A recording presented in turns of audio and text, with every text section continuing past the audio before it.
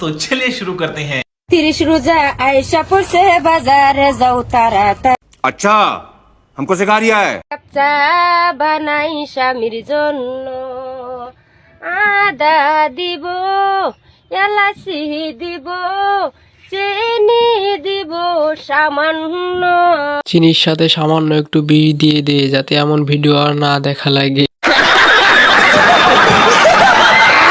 চলুন এবার দেখে আসি 14 ফেব্রুয়ারি আমার বন্ধু কি করবে।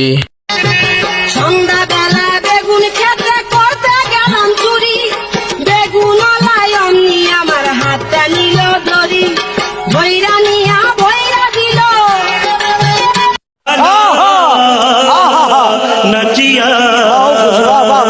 জীবনে অনেক মুরগির নাম শুনেছি কিন্তু এমন মুরগির নাম কখনো শুনি নাই। নিয়ে যা মুহ বাবার বাড়ি খাইতে দি মুহ লুকেলে মুরগি। অনেক তো দেখলেন বাংলাদেশিদের চা বানানো, চলুন দেখে আসি জাপানিজরা তাদের স্বামীর জন্য কিভাবে চা বানায়। 1 কাপ চা বানাই স্বামীর জন্য আদা দেব এলাচি দেব চিনি দেব সামান্য। ভাগ্যিস বাংলাদেশে জন্মেছিলাম, না হয়তো এগুলো মিস করতাম। স্বামী ইফতার আনছে আমার জন্য জিলাপি আনছে মুড়ি আনছে খেজুর আনছে সামান্য খেজুরের দাম বেশি যে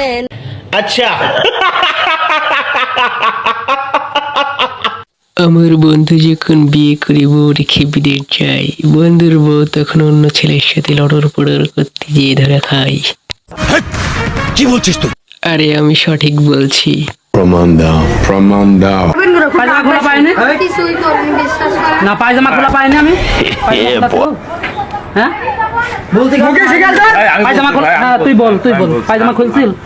কেবল মনে করেন আমরা দুজনে ঘরের ভিতর আপনি যখন ই করলেন তখন আমরা মনে করেন ভাই রেডি হতেছিলাম।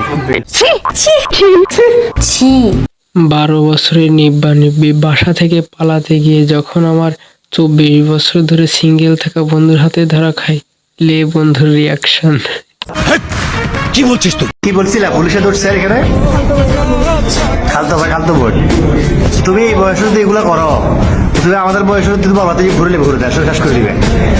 এতে নাই চেয়ার আর টক নাই চাকরি কেমনে চালাবি?